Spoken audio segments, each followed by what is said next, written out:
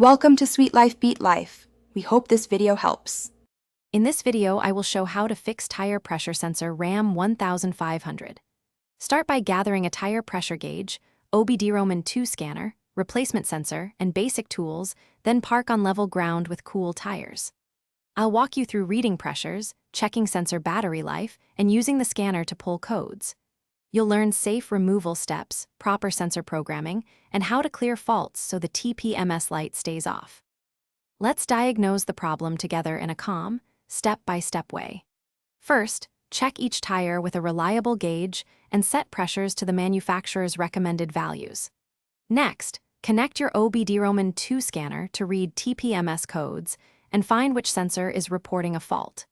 If needed, use a TPMS activation tool to ping each sensor or listen closely during a valve removal to spot a dead transmitter before replacing it. If you're finding this video helpful, please subscribe and like to support more hands-on car tips. Quick recommendation.